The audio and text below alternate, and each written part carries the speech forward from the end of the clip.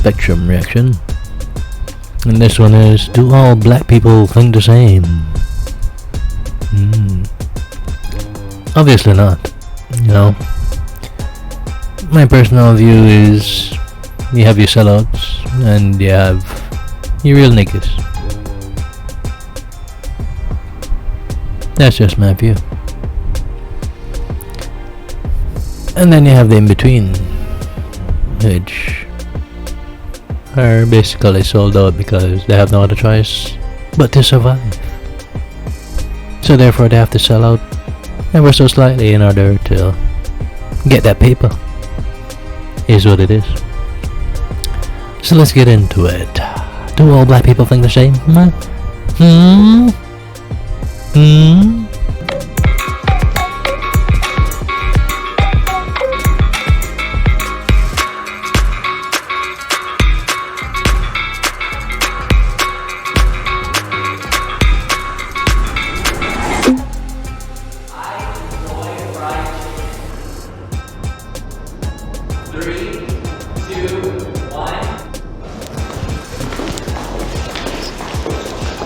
Run over here.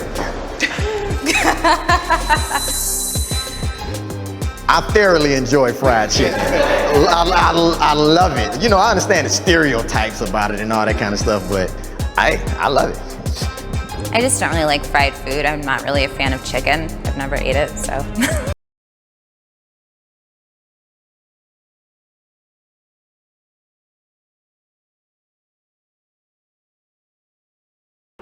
You've never had fried chicken? I have had it. I don't enjoy it. I don't really eat fried foods. I try to eat pretty healthy, so. I spent 4 years to become a professional chef. Mastering the art of fried chicken is essential in that, as well as baking and mixology and a bunch of other things. But the fact of the matter is, fried chicken, I make some of the best of that. I dig that. I'm with the brother in the black and red shirt. There is nothing wrong with white people wearing dreads. 3, 2, 1.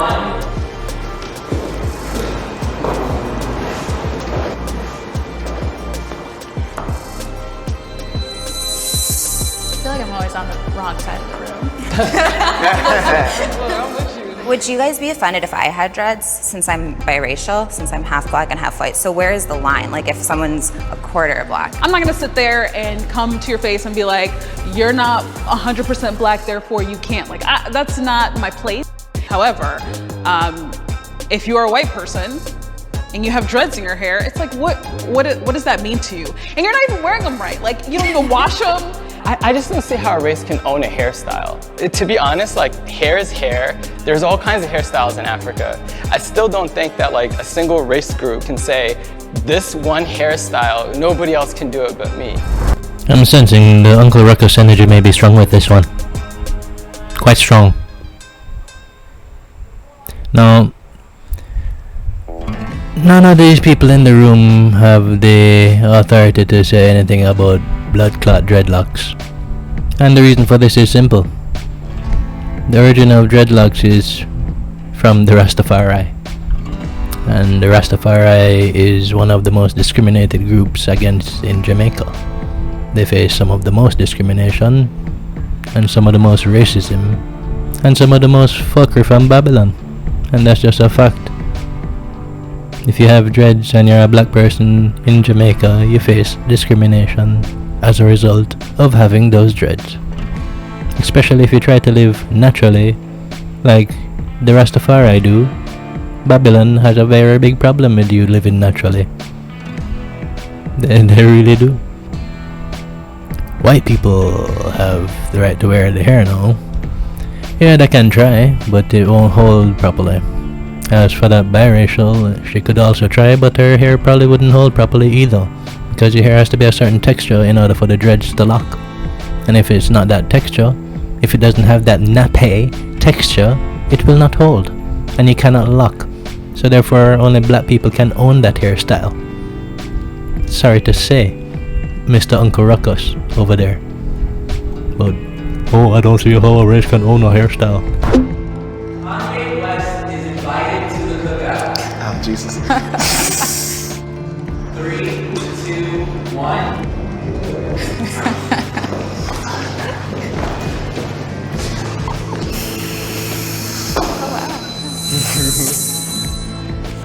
This cookout needs to just die. Like, no more cookouts. No, bruh, just go home. Like, there ain't no cookout. I'm sorry, I strongly agree because I don't like the idea of perpetuating this concept that all black people have to be the same and think the same and act the same. I don't think he's fully understood. People like Kanye are creatives and he uses like creative speech. And some people just take him at face value or like kind of like the literal sense of what he's saying. And if you did that, every creative could be taken the wrong way. Why does it feel like some of my brain cells just died listening to that rabble? Miss Medi bullshit, bro. Everything you just said is like you're trying to justify what the fuck Kanye is saying. Like, would Kanye be invited to the cookout? I don't give a crap about Kanye. He don't know me, I don't know him, so therefore, obviously he's not invited to the damn cookout. I disagree with that deep. Like, I don't think that he's so creative and that his words are being misinterpreted. Like, he's making very specific phrases, like black people chose to be slaves. That's completely untrue, and in my opinion, that's just unacceptable. Well, I'll be damned. Sometimes logic really does come from the females. Who knew? But I think that's people misunderstanding what he's saying. I really don't think he's trying to. Yeah, How do you interpret that? No, I think what he's saying is there's a mindset where you know where A brain fart. Brain seems unable to process any further. Beep bop boop.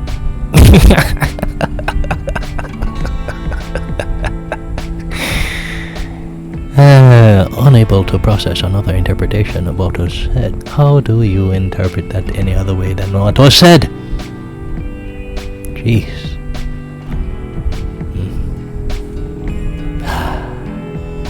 like Here, so okay, like he was trying to say it in the term of like, you know, it was a choice for you to stay there when you knew that you could have done whatever else to get out and maybe you would have ended up dead, but it would have been better than being a slave. So, I think I can smell shite. And the crowd goes wild. so I don't, it's not like I'm, whoa. This is not them talking to Kanye. This negates the millions of people who did.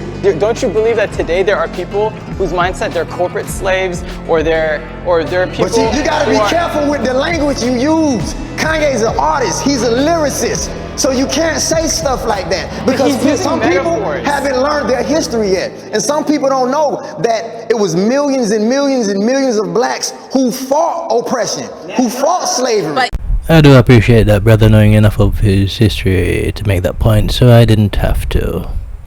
Yeah, I really do appreciate that. Really funny how she didn't even wait for a sentence to finish before interjecting to say but, to cut in. A brother can't even finish his train of thought, can't even finish his sentence, can't even make a point without being interrupted. Why is that? He didn't interrupt you when you were talking. Well, I find that to be rather disrespectful. And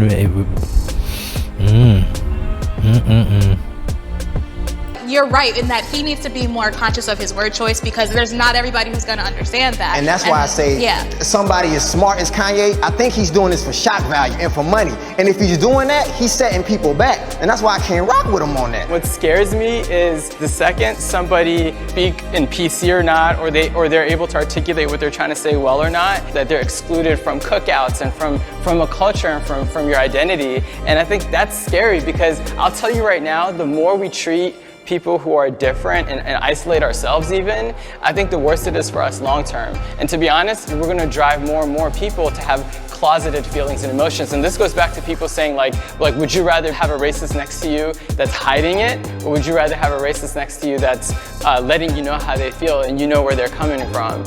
I swear every time this brother speaks, it feels like I'm losing some more brain cells or something. Bloody hell, man.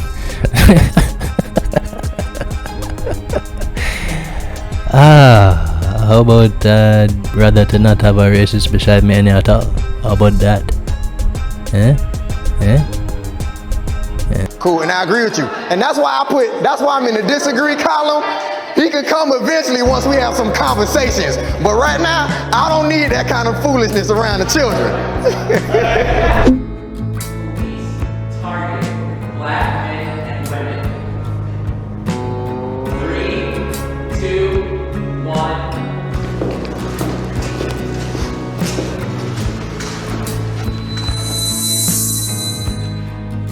I said strongly agree. It was created to monitor the minority in the group. Back in the day, it was the Irish, it was Italians, and so it's ingrained into the system of policing. And that's the problem. I think we have to reframe what policing is now. And until we do that, it will always be targeting people of color because that's what it was created to do. I see it as like there's a little bit of a socio-economic piece to it. It's like kind of saying the SEC mostly prosecutes white people. Through like years of institutional racism, you know, where there's poverty and there's communities that are kind of like have created this like perfect storm of issues, like whether it's legal issues, people robbing each other, selling drugs or whatnot. You know, the idea is if you police that neighborhood more, you're gonna have more of them arrested. Can I ask you, Deep? Can I ask you, like, do you feel like there are equal amount of arrests happening on Wall Street than there are happening in the hood? Like the white collar like crimes are I do think that they're less like monitored and less, you know, but without having all the data that I need. But I do feel that they don't suffer as much consequence when they commit crimes. That's very true.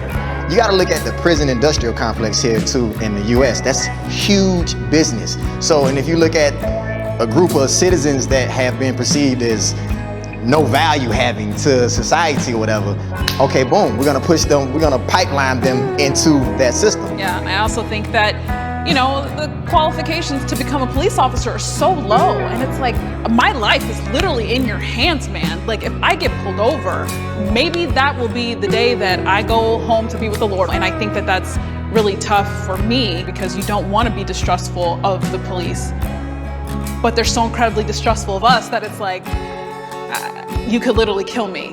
My father worked in law enforcement and he's a black man.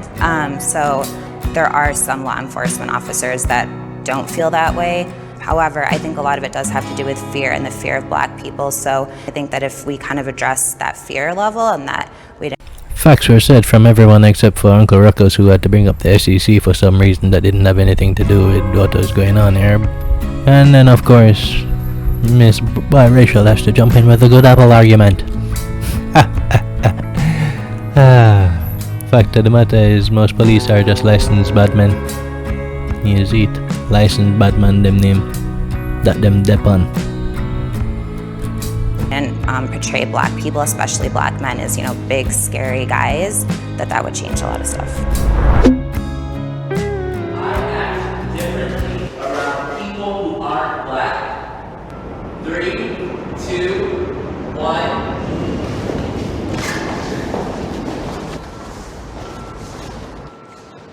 You moonwalking, which one? How you gonna moonwalk, which one are you going to? I agree that I act differently around people that aren't black just because, like, corporate America doesn't want to hear me talking, doesn't want to hear me speaking in slang, and I am not happy about it. Like, I wish that it was different, but I feel like I need to do to fit into that group. I strongly disagree. I am me wherever I go. I'm a proud black man, and I'm gonna speak my truth every day of the week. If you don't like it, shit, it ain't on me, that's on you. Which is right. The fact of the matter is, I don't speak Patois all the time because most people wouldn't really understand me on this platform. I speak Patois when I'm at work and have to deal with people who understands the Patois. And I will speak proper English when I have to deal with managerial types that think they're smarter than I am, and therefore I have to display a level of intelligence that shows that while I may be beneath you in title and position, I am definitely not beneath you in terms of intelligence. I just saw it go easy, B. And I feel like it's a disservice to anyone I'm around if I'm not being my authentic self. Because my white friends might want to hang out with me because I'm black. They want some flavor. So if I go in being something totally different, then There's two different things. There's two different things. One thing is, are you changing yourself or are you changing how you're communicating who you are? And I'm changing how I'm communicating who I am, and I still remain the same. Like, do you have a white voice? Do I have a white voice? I know code. I'm a black man, trust me. Every black person growing up in America can code switch. Then you need to move a little bit. Why, that's absolutely correct, Johnson. Code switching happens all the time. What can I tell you? But here's the thing. The question was, do I act different when I'm in different surroundings? And no. But see, how would I ever be accepted if I'm always code switching? That means I'm always acquiescing to something else. You see what I'm saying? So in order to be accepted, you got to bring you. Do you guys, when you say code switch, do you mean you change the actual words you say, or do you mean you change the tone of your voice? I change how I say it and I change what I say. I'll walk into a business meeting different than how I walk into the basketball court. So that's me changing to fit the scenario to benefit the end goal. And I don't view that as a negative. I view that as me focusing on what the end goal is.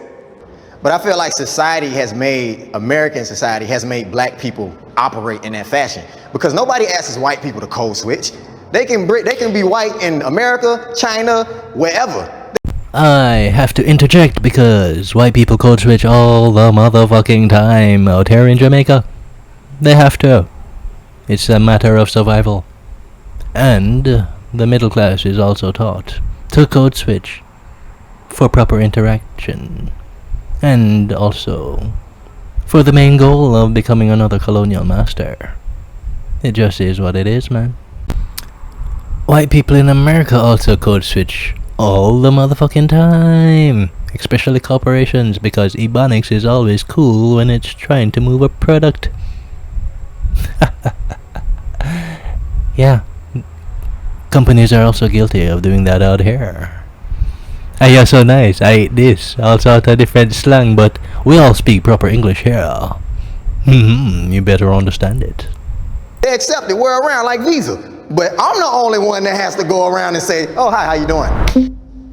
I am proud to be black. 3, 2, 1.